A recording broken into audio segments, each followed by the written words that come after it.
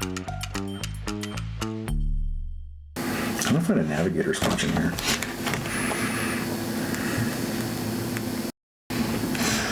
Oh, hey, how's it going?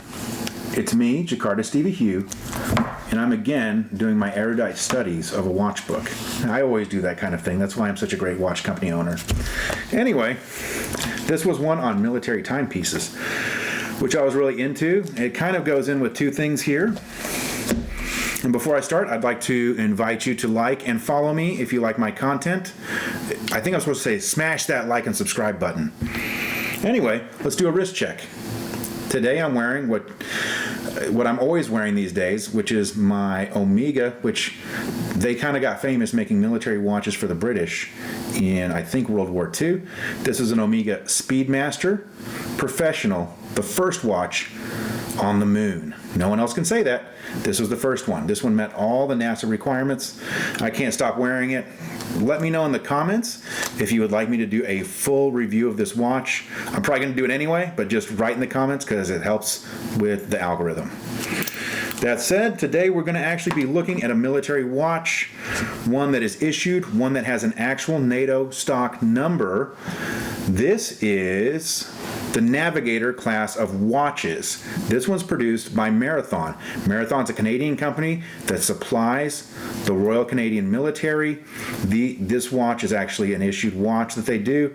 This is a no-date watch. It has tritium tubes, which means no matter what the lighting conditions, you can see this. It doesn't need to get any of the lume. It doesn't have lume that takes in brightness from the sun or from its surroundings and radiates it back out. It has actual tritium inside of tubes. That's why it has the radioactive and H3 symbol on it. You do not want to break those tubes. I don't know what kind of glass this thing has on it. So these Navigator class of watches done by Marathon, they were actually designed by the military at Kelly Air Force Base in 1986. These are a no-nonsense, no-frill watch. They have bidirectional bezel action, which means it goes both ways. You can essentially keep two different time zones very simply on this without having the extra GMT complication. The price on these has gotten out of hand.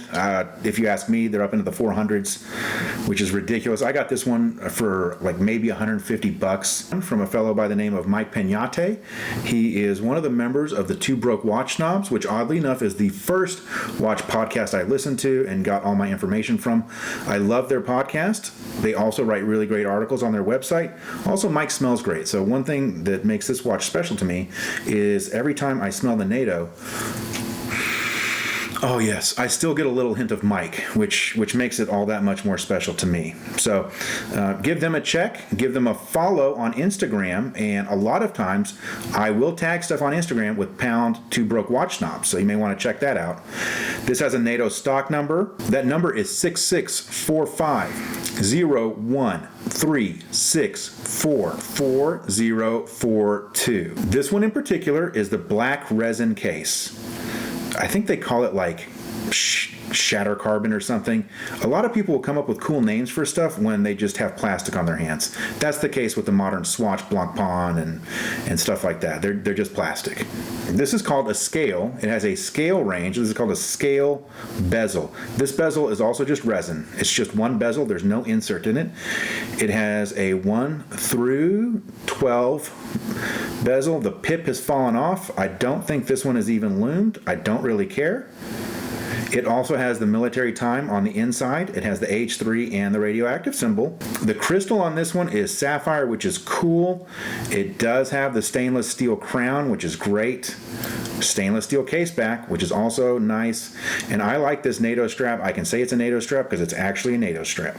They called this case material high impact composite fiber shell, which is just another fancy word for plastic. They say on their website this has a submersibility of 6 atmospheres, which means you can probably get rain on it and maybe be in a puddle. I probably wouldn't take this one into the swimming pool. We've got a case thickness on this guy of 13 millimeters, which is relatively thin. It's got a really nice downturned lug. I like that. It fits well. It's 19 millimeters lug width. These are fixed lugs. You can't get these out. I mean, you could cut them out and turn it into one, but why would you? It's a military watch. They're supposed to have fixed lugs. Fixed lugs mean you can't take the pins out. Oddly enough, on their website, they say it's a 20 millimeter lug width. I don't think that's true. I don't find it to be true. You know what? This calls for the use of a device. We're going to find out whether this is 20 millimeters or 19, as I think it is. 19.37. 19.37. It's got a 19.37 lug width. I knew you couldn't fit a 20 mil in here. Anyhow, it's a great watch. I love it. I bought this one, gosh, must have been a year ago or so. So you know where this sits on the scale already. It's not gone within a year. I'm probably not going to sell it because they're too expensive now. Of course, my scale deals with the quantity and the quality, what I could get back in price. This one has great provenance because I got it from Mike. He does that great show with Kazifer. Kazifer Mirza is his co-host. I'm going to call this a 5. I don't think this one's ever going to leave the collection. That's the end of our show for today. Thanks for watching us again. I'd like to ask you to subscribe. I'd like to ask you to comment. And for sure, like the video. If you liked it. If you didn't, don't. And share it with your friends. We'd like to grow the show. Again, when we get to 1,000 followers, we're going to give away a C Quartz. Thanks. See you next time.